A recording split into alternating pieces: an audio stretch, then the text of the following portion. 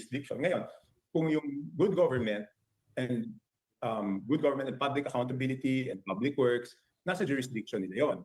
Kaya lang, ang problema is paano maniniwala yung tao na talagang legitimate yung proceeding? I think the only way na maniwala yung tao na legitimate yung proceeding is si Congressman Saldico muna ang una magpapaliwanag kasi siya yung chairman ng Committee on Appropriations at the time at siya po ang nag-lead doon sa small committee. Kanina nagpa-drug test na si Senator Juan Miguel Zubiri kasama ang kanyang 35 mga staff. Sabi ni Zubiri, mandatory na ipinatupad ang drug testing sa kanyang tanggapan para matiyak na drug-free at wala sa kanila ang gumagamit ng illegal drugs. Nananumbat ever since ayaw nila sa DDS, ayaw nila sa maisog. So ako naman bilang dating gabinete ni Tatay Digong, ang nais ko magkaisa sila. So nag-schedule pa ako ng kumbaga peace dinner. Ako pa nagluto, pagod na pagod ako. Hindi ako nagluto ng humbano, nagluto naman ako ng kare-kare no. Para nga pagkaigihan sila kasi feeling ko hindi naman po pwede na nagkakawatak-watak pa yung mga supporters. Pero walang nangyari doon dahil talagang yung grupo nitong taon na nanira at saka ni Alvin ayaw niya. In fact, itong tao na anyway, nag-sorry na naman siya kay Alvin. Yes. Good morning mga kasama. Nandito na naman si Kuya Gus nagbabalik. At syempre, kung di ka pa nakasubscribe sa ating channel, pa-subscribe na lang po at hit mo na rin yung bell para updated ka sa ating mga video. Iba talaga may talino, no? Sa walang laman. Oo, yung pag-uusap diyan sa kamera. Oo, ano nangyari? Parang ang nangyari mga kasama, naghahanap at nagsasaliksik pa ng kanyang isasagot dito sa mga tanong ni Katoby. Diba? Ano ba ang alam? Oo, mala Estela Kimbo ang datingan pero nagtatanong kung ano ang dapat sabihin. Oo, sila yung mga style na napasama pa ito si Bekla ay si anong pangalan nito? Di ba tatlo sila doon? Tatlo sila at mala Estela Kimbo ang datingan nito. Kunyari, magtatanong sa katabi, sasagot, magtatanong sa katabi, sasagot, yun ang sabi ni Aling Ledesma. Ang ginagawa. Habang itong si Katoby ay matindi ang mga pananalita. Di ba? O kung naka-like ka na ba? O kung hindi pa, i-like mo muna yung video natin, bell all nyo para meron kayo notification. Yun ang dapat nyong gawin. Meron dyan join button kung gusto nyo sumali sa ating komunidad. At parang pag-aaralan ko yung isang pwede kayong mag-comment. Basta pag-aaralan ko para meron kayong ma-share. Simulan natin to. Ano ba yung mga pag-uusap dito? Sa unang araw pa lamang ng deliberasyon para sa proposed 6,793 billion peso national budget para sa 2026, hindi na natuloy ang inaasahang maayos na takbo ng pagdinig. Biglang sumiklab ang tensyon nang tumindig si Representative Toby Chanco at magtanong ng isang bagay na dapat sana'y simple ngunit nagbukas ng malaking butas sa proseso. Can the chair furnish all members with a signed copy of the 2025 Small Committee Report? Ang tanong ay tila sumabog sa loob ng komite. Ang bagong Appropriations Chair, Congresswoman Micaela Angela Suansing, na pumalit kay Zaldico, ay halatang hindi handa. Yun. Ang Ba? kanyang sagot, halatang idinikta mula sa gilid ni Sandro Yun! Marcos, Yun na! ay mahina at iwas tanong, the request will be put into consideration and we will let you know if it's possible. Kita nyo, pwede ba yun? Sabi, we will put in our consideration. Ganun ba ang tamang pagsagot? Dapat dyan, yung mga ganyan chairperson, o sino may hawak ng committee na yan, alam kung ano at matalas ang dila para alam ang isasagot. Para kasing debate ito Dapat more knowledge ka, more confident ka, at siyempre yung braveness mo. Kailangan mo matapang ka dyan sa pagsasagot. Meron kang stand. No? Hindi ka pwedeng mali-maliitin. Kaso nga lang, nakitaan ka agad. Kaya nga, nilamon siya ni Katoby. Ngunit hindi nagpaawat si Representative Chanco. Binasa niya mismo ang House Rules Sections 2 and 3 ng Declaration of Principles and Policies at Section 39 ng Rule 9 na nagsasabing obligadong maglabas ng opisyal na ulat ang bawat komite. Ang depensang ibinigay ni Suan Singh na embedded na raw ang outputs ng small committee sa General Appropriations Bill ay mariing pinabulaanan sapagkat malinaw. Magkaiba ang bill at committee report. Ang una ay batas, ang ikalawa ay record ng proseso. Dito na pumasok ang mas malalim na issue, ang mismong General Appropriations Act ng 2025. Oh, Doon natuklasan na may daang-daang blank items, hundreds of blank items, na hanggang ngayon ay hindi pa rin maipaliwanag. totoo yan. Mga entry na walang malinaw na proyekto, walang detalye ng alokasyon, at Yun. walang pangalan ng implementing agency. Agoy. Yun ang mahirap dun. Walang pangalan ng implementing agency, wala na. Ang tawag dyan, ghost. Suma total, ghost project yan. O popondohan sa bali, wala. Ha? Ang pinag-uusapan dito ay hindi ilang milyon kundi billions of pesos, bilyong piso, na nakatenga sa papel ng walang malinaw na direksyon. Sa madaling salita, may mga probisyong pondo na blanco ang laman, ngunit pinasa at ipinatupad bilang bahagi ng pambansang budget. Paano maipagtatanggol ngayon ng Kamara ang panukalang budget para sa 2026 kung ang nakaraang taon mismo ay puno ng misteryosong butas? Sa gitna ng lahat ng ito, sumulpot muli ang pangalan ni Suan Singh. Habang ang Kongreso ay hindi makapagpakita ng isang simpleng ulat, Saan ba to? Nueva Ecija. Aliaga, Gimba. Construction of bypass road. Naku po, magkano kaya? Sabi ni Aling Ledesma. Dito po napupunta ang ibinabayad yung buwis. Mga taga Nueva Ecija, taga Gimba. Alam nyo ba yung bypass road? Okay na ba ang bypass road? Ano ho masasabi nyo ngayon? Kayo ho magsalita dito, kayo ang mag-comment para alam natin kung ano yung mga binibida nila. Ang alam natin dyan, per kilometer, ang usapan dyan. Kasi doon sa dike o sa may flood control dike, ang per kilometer is 1 billion.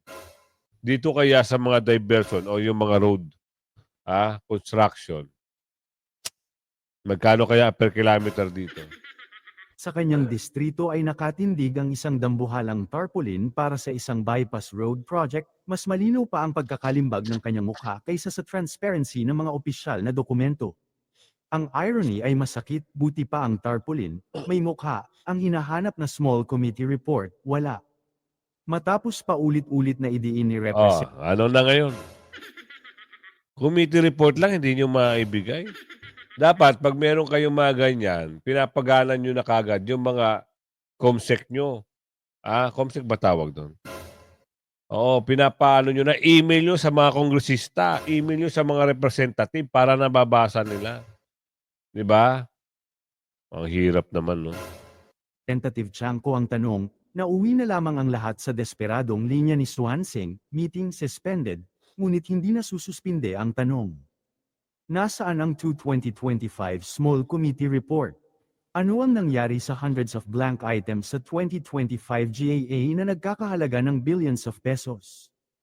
At higit Doon sa lahat, sila gigisahin. Kasi hindi matatag. Di ba sabi niya nga, dumipensa pa itong babae. Sabi niya nga, yung usapin daw, tapos na nung 19 Congress. Iba naman daw ngayon. Bakit? Pag kayo, pwede nyo masabi yan. Pero yung impeachment ni Bibi Sara, hindi nyo kayang sabihin. Ang ipinipilit nyo, ang 19 Congress ay pwedeng itawid sa 28th Congress. Yun ang lagi sinasabi nyo eh. Umabot pa sa mga senador na tanga. Senador na 5. Kuya Goods naman, hindi.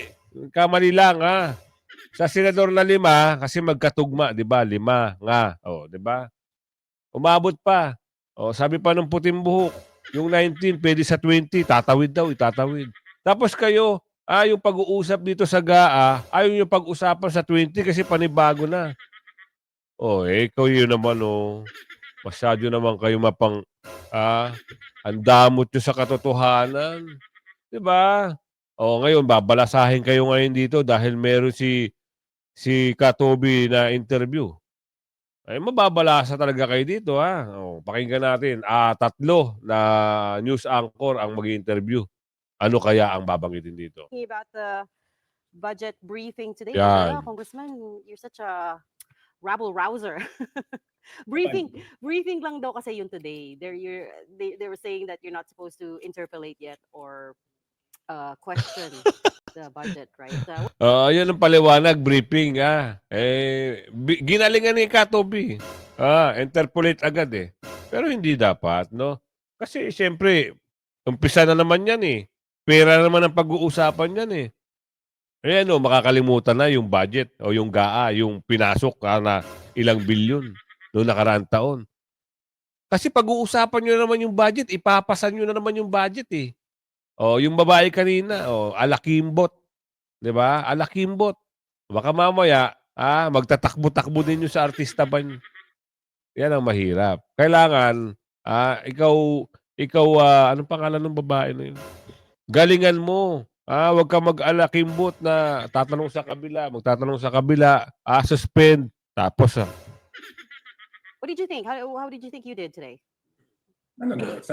It's not how I did. No, I think now it's clear that it seems, no, kasi wala namang pinadala yung COMSEC na report. So it would seem na talagang ang makakasagot na lang ng mga questions tungkol sa 2025 is only one person, and that is Congressman Saldico.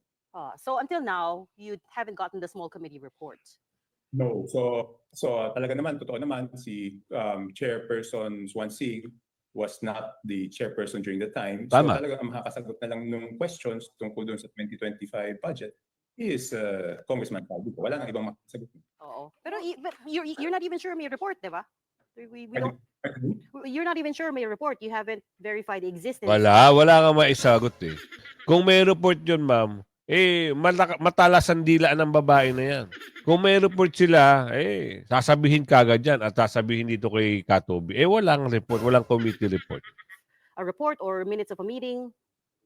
Parang wala, Yeah, di ba? pero kung walang report, walang minutes of the meeting, hindi naman pwedeng walang notes si Congressman Saldico, no? Kaya Tama. siya na talagang dapat managot. Wala na ibang makakasagot nito eh. Diba? Wala na. No one else can answer this except Congressman Saldico. And what do you think will happen? A lot of people, and Congressman Ridon is calling for the TRICOM to look into things that happen nga. Pero kumpiyansa ba kayo, Congressman Toby, na may mangyayari dito, no? Since the House is going to investigate itself, do you think it will be an actual, legit investigation or more of a cover-up? Actually, yung kay Congressman Ridon, I just reminded them na it seems based on our rules na wala sa jurisdiction ng public accounts yun. Okay? Because yung public accounts, I just have to put up our rules. Ang public accounts namin is dapat may audit report na bago tumawag ng meeting yung public accounts, kasi that's what differentiates it from the Committee on Good Government and Public Accountability, no? So yung sa public accounts, hanapin ko lang dito dun sa rules namin, to me it is clear na dapat may committee report muna, no? Yun. Bago magkaroon ng briefing doon sa public accounts. Ang sinasabi naman nila, since it's a briefing only, hindi naman daw dapat strictly sundin yung rules or something to that effect, no? Pero ang punto ko, kung flood control ang briefing, what will stop other committees like sports and youth to ask for a briefing doon sa flood control, di ba? So, tingin ko wala talaga sa jurisdiction. Ngayon, kung yung good government and public accountability and public works, nasa jurisdiction nila yon. Kaya lang, ang problema is, paano maniniwala ng tao na talagang legitimate yung proceeding? I think the only way na maniwala ng tao na legitimate yung proceeding is si Congressman Saldico muna ang una magpapaliwanag. Kasi siya yung chairman ng Committee on Appropriations at that time, at siya po ang nag-lead doon sa small committee. Bakit hindi humaharap itong si... takot na ba? Kasi kung ito walang tinatago, kung halimbawa naman ako, wala naman akong tinatago, bakit hindi ako haharap? Diba? Idedepensa ko yung sarili ko. Bakit ayaw humarap? Part naman siya ng representative o kongreso. Diba? Sige, iakit na lang natin ito sa Senado. Mas maganda kung mga senador ang mag-iimbestiga dito kay Ko. Bakit ba pinagtatakpan ba talaga? Meron ba talagang takipan nangyayari? Kasi eto sabi ni Aling Ledesma, pag umamin ito si Ko, damay-damay lahat. Kasi magkaibigan si Balulong, di ba? Saka yan. Baka may partnership, ika nga. Ang daming pera. Hindi na kayang ubusin kahit mawala na kayo sa termino, hindi na kayang ubusin. Di ba? Di ba? Of course. So, ibig sabihin, siya ang makakasagot kung bakit nabawasan at nadagdagan yung Yun. ibang mga ahensya. Kasi di ba, we always talk of the BICAM. Yung BICAM, may report yun eh. It's a simple report wherein nakasulat na kung ano yung original budget, ano yung nadagdag o nabawas doon sa BICAM, at ano yung final budget. Diba? Yun lang naman yung hinihingi natin. And based on what happened kanina, no, yung mga exchanges nyo with the new APRO chair, Congresswoman Swansing, do you believe that, kasi sinabi nyo rin kanina baka ngayon palang gagawin yan kasi hindi mailabas agad. Do you really believe that, Kong? Hindi naman masasagot ni Congresswoman Swansing yun di ba? Kaya nga, sinasabi ko, hindi naman siya yung chairman at that time. So, ang talagang makakasagot lang noon is Congressman Saldico, who is still a member of the House now. So, I think naman may authority yung leadership na patawag siya and ask him to explain. Bakit, Kong, bakit itong si Kim Bulot, pwede ba ipatawag to? Kasi siya yung humalili nung nag-resign itong si Ko Di ba? Ano ang masasabi mo dyan? Pwede ba siya ipatawag at tanungin? Ika nga, sabi ni Aling Ledesma. That is the first sign of seriousness pagdating po dito sa bagay. Nabanggit nyo rin kanina pareho lang yung COMSEC. So you cannot get it from the COMSEC? Yes, but I mean, those people are just doing their jobs, di ba? Wag naman sila yung pagtuunan natin. Nagtatrabaho lang po yung mga yun. Okay. Pero si Congressman Saldi po ang kailangan sumagot doon sa mga tanong. Nako, yan ikaw daw, Saldi. Ikaw ang gustong pasagutin ni Katobi dito. Humarap ka. Diba? Ikaw ang magpaliwanag paano nagkaroon ng dagdag bawas. Diba? Mantakin nyo, sa Comelec lang yun, diba? Ngayon, hindi na. Sa pondo na. Noong 2025 budget. May pag-uusap na ngayon. Ito na, umaatake na naman yung 2026 budget. Wow! Ang panukala nga dyan, sa 2026 budget na yan, transparency. Pakita nyo sa taong bayan kung saan nyo nilalapag via live. Hindi yung small committee lang, hindi yung tatatlo lang ang magdidesisyon. Lahat, kung ano ba, sino ba, at ano ba, papayagan ba, di ba? Ito, Senado. Ano kaya meron dito, Ano kaya ang meron dito? Papunta lang tayo dito sa Senado, mga kasama. Kasi itong naumpisahan na yung testing ng pinagbabawal na candy dito sa Senado. Dapat lang. Oo. At sana hindi lang sa Senado. Pati yung nakaupo. Halos lahat, dapat lahat. Ngayon, pinangunahan na yan. Sino ba nagpanukala niyan? Okay yung panukala. Pero lahat kayo dapat. Ginawa na yan ni Kong Pulong Di ba? Ginawa na yan ni Kong Pulong. At ito, ginawa ngayon ni Senador Zubiri. Good job ka. Oo, Senador. Para, hindi lang natin alam kung yung iba ay kakasasahamon. Ipasok natin to. Ni Senator Robin Padilla ang pagbibitiw sa pwesto ng kanyang political officer na si Nadia Montenegro matapos akusahang gumagamit umano ng illegal na droga sa Senado. Nilinaw naman ni Montenegro na hindi siya guilty sa alegasyon at biktima lang siya ng trial by publicity, maling panghuhusga at pamamahiya. At sa harap nito, nauna nang nagpa-drug test itong si Senador Mig Zubiri at ang kanyang mga staff habang ang iba namay nagpaplano pa lamang na sumunod para ipakitang malinis sa bawal na droga ang mga taga-Senado. Kunin natin ang report ni Mean Corvera. Nagbitiw na sa pwesto ang dating aktres na si Nadia Montenegro, ang staff ni Senator Robin Padilla na napaulat na umano'y gumamit ng marijuana sa ladies room ng Senado. Ayon sa Chief of Staff ni Padilla na si Attorney Rudolph Furado, natanggap nila ngayong araw ang resignation ni Montenegro kasama ang kanyang written explanation hinggil sa umano'y paggamit niya ng marijuana. Tinanggap naman anya ni Padilla ang pagbibitiw ni Montenegro. Si Montenegro ang isa sa mga political affairs officer ni Padilla. Sa kanyang sulat, itinanggi ni Montenegro na gumamit siya ng marijuana at iginiit na biktima siya ng trial by publicity, Tama. maling panghusga, pangbabash at pamamahiya.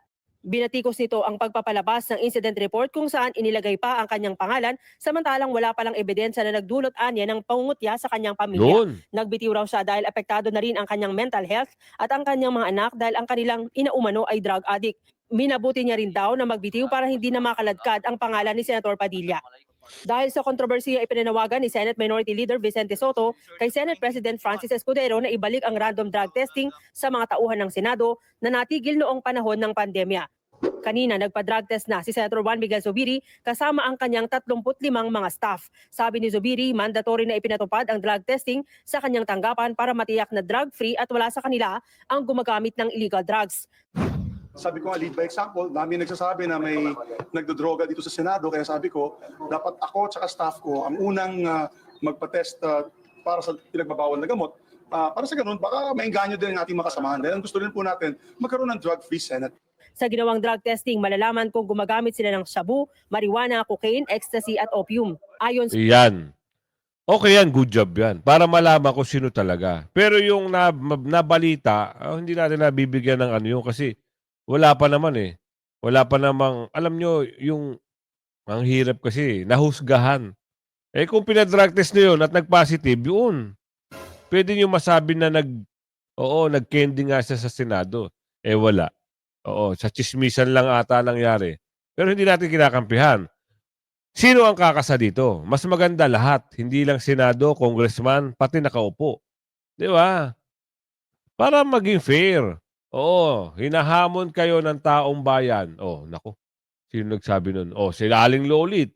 Hinahamon na kayong mga politician. Magpa-drug test na kayo. Nako, yan na. Good job yan. Oh, good example ito para malaman kung sino may mga tinatago. Oh. Pwede ba, Senador Zubiri, itong mga bakulaw oo, magbigay kayo ng desisyon na magpa-drug test. Pwede ba? Nakikiusap ang taong bayan, lalo na ito si Aling Lolit. sa mambabatas, nais niyang maging halimbawa sa mga senador at kanilang mga staff dahil sila ang tagagawa ng batas at hindi sila ang dapat na maging lawbreaker. Wag Kung may lang senador. Oo, isama yung taga-kamara. Lahat na. staff siya na mapapatunayang gumagamit ng illegal drugs, bibigyan naman ng due process at pagkakataon na mag-rehabilitate. Kung sumailalim ito sa rehab pero nag-positive pa rin, tatanggalin na ang empleyado. I see no problem. Pag wala naman kayo tinatago, Tama. bakit matatakot po kayo mag-drug test? Kaya I'm encouraging, ini-encourage ko po ang lahat ng mga senador at kanilang mga opisina na magpa-drug test na. No. Para sa ganun ay talagang mawawala ng duda na mga nagdudurog dito sa ating Senado. Bukas, Oh, kita nyo. Yan yung kita nyo. May nagdudurog sa... Ibang klase, no? Ay, nako. Spekulasyon, sabi nga ni Aling Ledesma. Oo, kaso nga lang, nabigyan ng bahid ng politika. Hindi ko alam kung ito yung tama yung sinabi yung term ni Aling Ledesma dito. Kasi wala pa namang desisyon o wala pa namang investigasyon na naganap, pero nag-conclude na. May resulta na. 'Di ba? Ang balita nagdurog sa... Ay, Diyos mio, Marimar. Nagdurog, yung term, nakatakda ring magpa-drug test si Senator Raffy Tulfo at kanyang mga staff. Even before I became senator, nilalabi ko na yan, dapat lahat ng mga magkakandidato pa lamang, sa COMELEC pa lamang, dapat magpa-drug test na. Kasi nababalitaan natin noon, mayroong mga politiko ang nagana ng names na addict daw, mayroong sa lower house, mayroong sa upper house, mayroong sa mayor. Sir, boss, amo, ganito na lang. Oo, para hindi kayo ma-decline dyan, hindi kayo ma-deny o hindi, halimbawa, i-required, no? Total naman, mambabatas kayo, gumawa na kayo ng batas para dyan. Oo, gawa kayo ng bill na ngayong taon na ito, effective gantong taon, lahat ng kakandidato kailangan mag-undergo ng testing. para walang sumusuway. Para yung mga masamang loob, nagtatakbo, at gagamitin lang sa hindi maganda yung posisyon, hindi na makaano dahil positive sila. Ganun lang, gawa ng batas. Ipasa kagad. Tapos sa 2028, simula na. Sa COMELEC pa lang. Pre-testing pa lang. Bago sumiti. 3 days ulit. Ganun. Halimbawa, magsusumiti ka ng application mo para sa candidacy. Bago ka magsumiti, 3 days, magpa-testing ka. Tapos sa araw ng pag-file mo, 1 hour, mag-testing ulit. Dapat ganun, nakaritin. Nakaritin. Ayun lang ang sabi ni Aling Ledesma dito, Sir Boss Amo Manager. Governor. So para matapos na yung ganung klase problema, dapat hindi lang sa Senate, kundi sa lahat across the Yun! lahat Good ng job mga yan, nasa good job. gobyerno. Aminado ang senador na nakakahiya na nakaladkad ang Senado sa umano'y isyu ng paggamit ng illegal drugs. Kasi bakit dito pa sila, kung sino man mga yon, o isang tao man o ilang tao, bakit dito pa sila magmariwana sa Senado? Parang wala namang respeto. Di ba? Na tayo nag-imbestiga ng mga kalokohan katiwalian, tapos dito meron pala nagmamariwana. It's very saddening, nakakalungkot. Sir, naimbestigahan na ba? Kung naimbestigahan na, wala tayong magagawa dyan. Yun ang lumabas sa tawas Di ba? Kaya ano ba yung pag-uusap dito? Naku, dahil ata sa humba na high blood. Umami na ho ata itong si Attorney Harry na masarap masarap ang humba. Totoo naman pala. At saka totoo talaga na masarap ang humba. Kaya kayo mga kasama, huwag kayong susobra kasi minsan nakaka-high blood din ang humba. Nakaka-high blood, totoo. Pero siyempre, lilinawin ni Atty. Harold Roque kung ano yung issue sa viral video tungkol doon sa humba. Kasi may dakdakan nangyari. Stop, please, stop, please, stop. Don't stop me. May ganon. May ganon. Ito ho ay isang example lang. No? Hindi lahat ng mga bagay-bagay na nakukuha na sa video pwede mong i-live. No?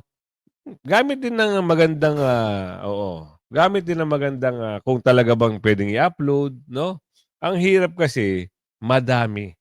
Madami yung nakapalibot, yung iba naka-live, ando na sa point na nando na sa eksena na hindi mo na may stop yung live mo. Bakit? Ando ka sa kasarapan ng kainan at bigla nang nagkaroon ng diskusyon, at konting kumusyon, may tension pa nga Di ba? Pero, ito yung pagpapaliwanag. Attorney, wala naman kaming pero good job pa rin. Good job ka na lang lagi, Kuya Mads. Good job, siyempre magpapaliwanag siya.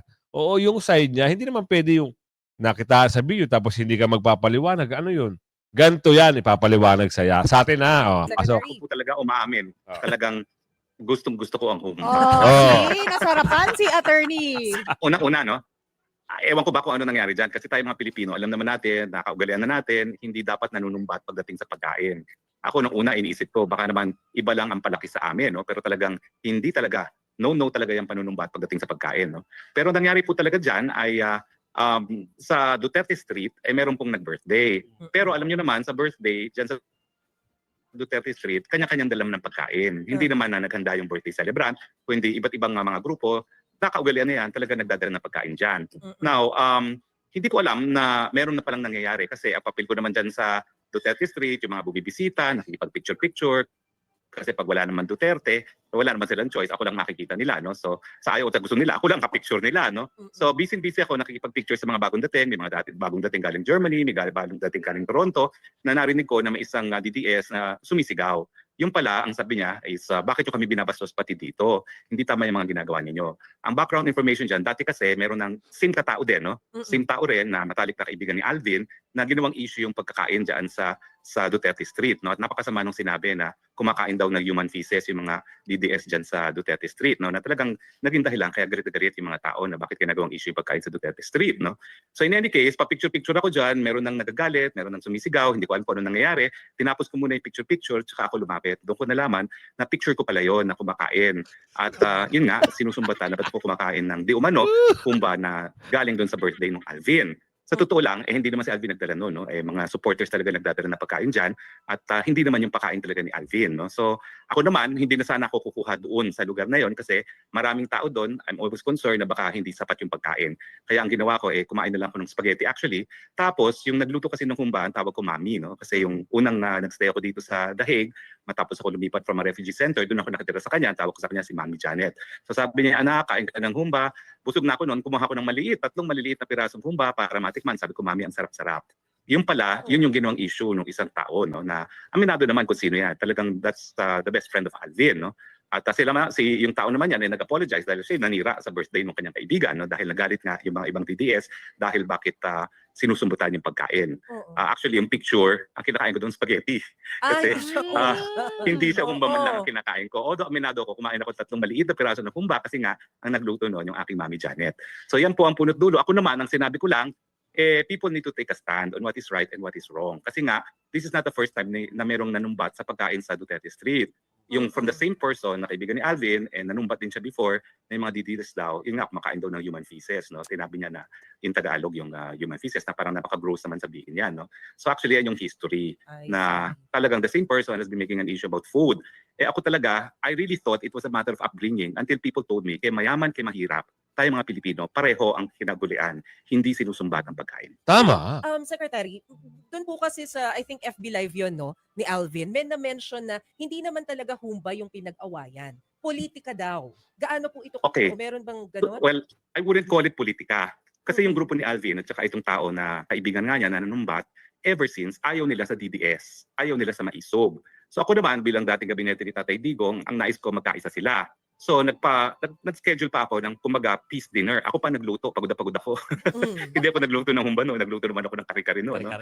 Para nga pagkaigihan sila. Kasi feeling ko, hindi naman po pwede na nagkakawatak-watak pa yung mga supporters. Pero walang nangyari doon. Dahil talagang yung grupo nitong taon na nanira at saka ni Alvin, ayaw niya. In fact, itong tao na, anyway, nag-sorry na naman siya kay Alvin dahil nasira nga yung celebration. Si Aldo yan, no? Si Aldo at least pumunta doon sa peace session na pinatawag ko. Si Alvin did not even go. So parang hindi accurate na politika. Talagang sa mulat-mula, ayaw nilang DDS, ayaw nila ang maisog. Okay? For whatever reason. It could be personal, pero sa akin, hindi naman po pwede na you have nothing to do with yung maisog, lalong-lalo na kasi yan yung social movement na sinimulan talaga ni Tatay Digong dahil ang gusto nga niya pagbabago sa lipunan. No? So I tried my best na pagdikitin yung dalawa, pero kung meron mang political differences yan, it's really between yung organized group na maisog at saka DDS at saka yung grupo nila Alvin. Kasi si Alvin even had a post na talagang is not part of DDS, is not part of maisog, but he supports President Duterte. No? So sa akin, okay yon, no one is forcing naman. Kaya lang, mahirap din, huwag sanang i-downgrade o huwag sanang siraan din yung mga DDS and maisog. No? Kumbaga, sige, hindi naman natin makukumpay lahat ng sumuporta dyan. And I gave up after that peace meeting that I called everyone na pinagluto ko silang lahat. I gave up. Sabi ko lang, sige, basta lahat kayo sumuporta kay Tatay Digong. Pero dumarating doon sa punto talaga na yung parang nag-aangkinan na, no? Which I think is very unhealthy, pero wala na akong magagawa, ganyan talaga. Bakit may ganun, ano? Well, nasa kanila naman yun. Pero para sa akin, for me, kung ikaw ay sumusuporta kay Tatay Digong, kay Bibi Sara, dapat walang ganun. Kung totoo man ito, yun ang punot dulo, na ayaw nung isa, ayaw din nung isa, kaya pala. No? Pero kayo mga subscriber ko kung ano yung sinusuportahan natin, stand lang natin sa mga Duterte. Kung ano man yung stand nila, wala po tayong pakialam nun. Bahala sila. Pero mas maganda, happy tayong lahat. Happy. Kung umabot ka sa video natin ito, yan, pakilike and share ng video. Hanggang sa muli, bye-bye!